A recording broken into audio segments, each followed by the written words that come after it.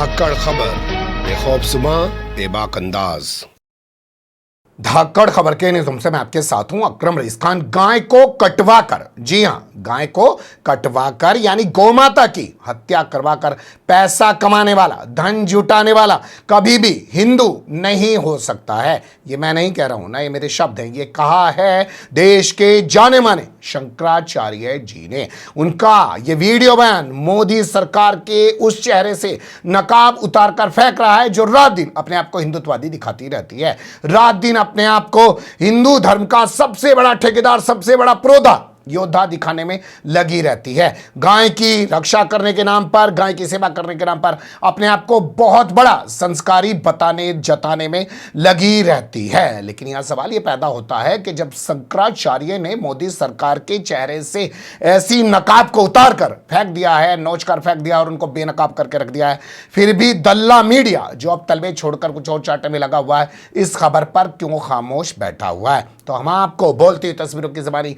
पूरी कहानी के तौर पर दर पर दर हर चीज से रूबरू कराने जा रहे हैं। लेकिन पहले एक संस्कारी वीडियो आपके सामने रखने जा रहा हूं, उसे थोड़ा सा गौर से देख और सुन लीजिए।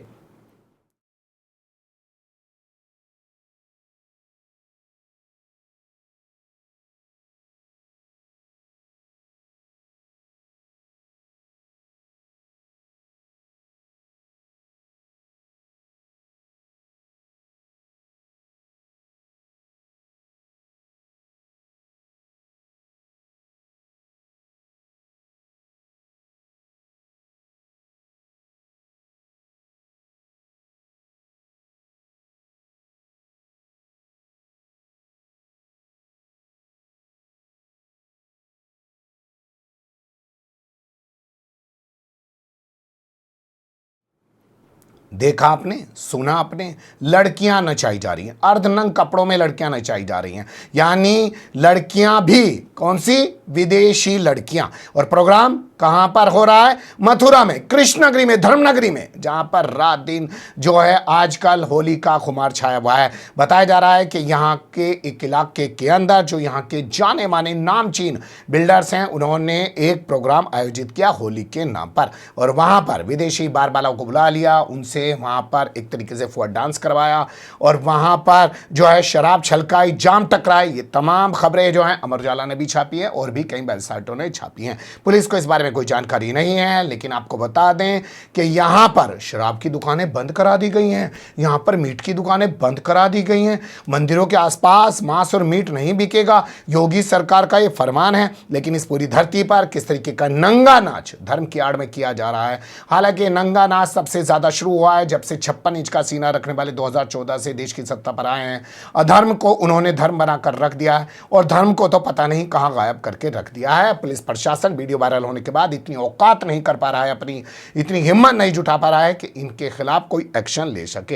हालांकि ये तो एक वानगी है जो सामने आ गई और इसके अलावा न जाने होली के नाम पर कहां कहां क्या तांडव हो रहा है पूरे देश के अंदर, वो तो आप लोग जानते ही हैं। एक रिपोर्ट हमने आपके सामने आज उत्तर प्रदेश के बिजनौर की भी रखी कि वहां पर एक शख्स जो मुस्लिम है और अपनी जो है माता को, बहन को लेके जा रहा है, लिबास से, पहनावे से साफ वो दिख रहे हैं कि मुस्लिम हैं, और उन्हें रोक कर कुछ संस्कारी नारे लगा रहे हैं, उनके ऊपर रंग डाल रहे हैं, उनके साथ बदसलूकी बदतमीजी कर रहे हैं। तो इनका संस्कारी असल में यही है, यही इनकी मानसिकता असल में है। तो ये एक वानगी है उत्तर प्रदेश के मथुरा की।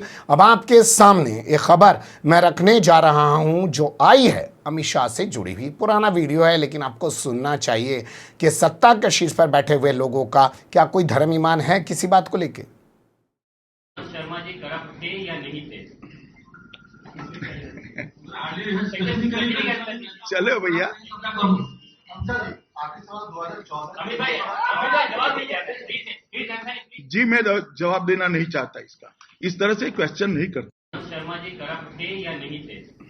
सुन लिया आपने, पत्रकार कितने ढीठता के साथ, मैं पत्रकार को सलाम करना चाहता हूं कि अमित शाह से इस तरीके से पूछ रहा है कि क्या हेमंत बिस्वा के बारे में अब आपका क्या कहना है। जैसे कि आप जानते हैं हेमंत बिस्वा शर्मा जब कांग्रेस में था तो भ्रष्टाचारी था, लेकिन वर्तमान समय में जब से बीजेपी में आया है बड़ा संस्कारी बन गया है। पहले वो असम के अंदर शिक्षा मंत्री हुआ करता था, लेकिन अब वो फुल फ्लैज मिनिस्टर बना घूम रहा है और रात दिन नफरती एजेंडे इजाद कर रहा है।